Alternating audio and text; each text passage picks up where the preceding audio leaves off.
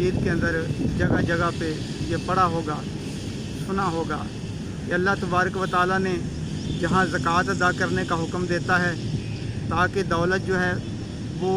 कुछ मखसूस लोगों के पास न चली जाए और दौलत की जो है वो मुनसिफाना तकसीम होती रहे, तो उसमें बुनियादी जो उसमें चीज़ रखी गई है वो ज़कात है कि जो भी मालदार होंगे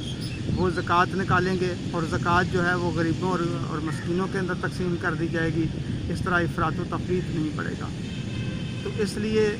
फ्री मार्केटिंग का तसव्वुर जो है वो इस्लाम ने बाकी रखा है, लेकिन उसके अंदर कुछ शराइत और कुछ हदूद जो है वो मुतय्यन कर दी हैं। मसलन वो ज़कात अदा करेगा,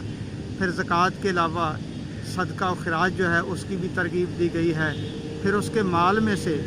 सिर्फ उसी का हक़ नहीं रखा गया कि वो जो कुछ कमाता है बस वही उसका मालिक है, बल्कि उसके माल के अंदर उसके वालिदैन का हक़ भी रखा गया, उसकी बीवी का हक़ रखा गया, उसके रिश्तेदारों के हुकूक रखे गए, इसी तरह दीगर मिस्कीनों, बेवाओं और यतीमों के हुकूक रखे गए। तो ये सारे हुकूक जो हैं वो इस्लाम ने मुतय्यन किए हैं। दुनिया के अंदर किसी मज़हब के अंदर, किसी कानून के अंदर, किसी निज़ाम के अंदर इस तरह नाम ले लेकर जो हुकूक हैं वो मुतय्यन नहीं किए गए, जिस तरह इस्लाम ने सब लोगों के हुकूक जो हैं वो नाम लेकर बाकायदा मुतय्यन कर दिए हैं।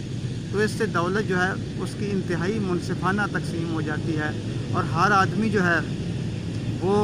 अपनी ज़िंदगी के अपनी आज़ादाना ज़िंदगी भी बसर कर सकता है और उसको बुनियादी इंसानी हुकूक भी जो है वो सब जो है वो मिलते हैं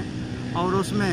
जिस तरह भी वो ज़िंदगी गुजारता है और उसमें उसकी दुनिया की ज़िंदगी के अंदर भी आसाइशें और सहूलतें मुयस्सर आती हैं और सबसे बढ़कर ये कि आखिरत में भी वो अल्लाह के हुज़ूर सुरखरू होगा। इसलिए हमें एक ऐसे निज़ाम ज़िंदगी की ज़रूरत है जिसकी बुनियाद हज़ूर नबी करीम सल्लल्लाहु अलैहि वसल्लम ने आज से 1400 बरस कबल मदीना के अंदर इस्लामी रियासत की शक्ल में रखी। और उसके बारे में आप जानते हैं कि हज़रत उमर रज़ी अल्लाह तआला अन्हु के ज़माने में हज़रत उमर फरमाते हैं कि अगर कोई कुत्ता भी भूखा मर जाए तो उमर जो है वो जवाबदेह होगा।